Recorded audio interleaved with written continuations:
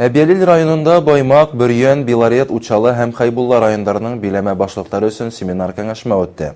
Ул Урал аръягы үтешенең көнүзәк родарына арналды. Уның сиктерендә авыл советларының манифесты проекты буенча Мейеш турмы дигән эшлекле уен үткәрелде. Был сарала республика башлыгы ла катнашты. Ради Хабиров үзенең сыгышында авылдың икътисад үсешендә мөһим роль уйнавын да билдерәне. Шул ук вакытта авылда бер нәмәгә битараф булмаган, үз эшенең профессионалы булган кешеләр яшәвендә хызык өстенә алды. Эшлекле уен вакытында авыл башлыктары 10 өстенлекле юнәлеш буенча проектлар әзерләгән. Ул һаулык хаклау, торлак коммуналь хуҗалыгы, экология, социаль һәм башка өлкәләргә кагыла. Был сарала Баймак районының авыл биләмәһе башлыктары ла катнашты. Ешрак сорашып торга бигрәк һәйбәт булды, безгә бик охшаны. Тәүге проблемалар ул шул яшьләргә торлак, льготный кредит белән судаларга, стройматериал, агас алырга, инфраструктура булырга тиеш. Например, яшь гаилә үй төзергә урын алгас, онда булырга тиеш һавы, газы, светы үткәрелергә тиеш.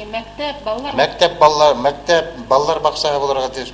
Хәзер республика доходогенерирующий программа бар, шуга яшь фермерлар күбрәк катнаша, республика ягынан ярдәм булса, бик һәйбәт эш урыннары булыр иде. Сегодня авыл биләмәһендәге безнең авыл биләмәһендә в основном горная промышленность развивается. Хәзерге көндә яшь кешеләргә ундай горная промышленность специалистларга укырга, например, мөмкинлек кирәк инде.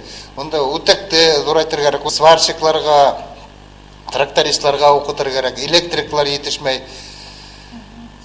Мына возможность булса, Магнитогорский горно-металлургический комбинат институтка льготный формала, шу бездән заураль егетләрен индерергә кирәк инде. Безгә белгечләр проблемаһы булса инде. Иң күп безгә белгечләр проблема булса.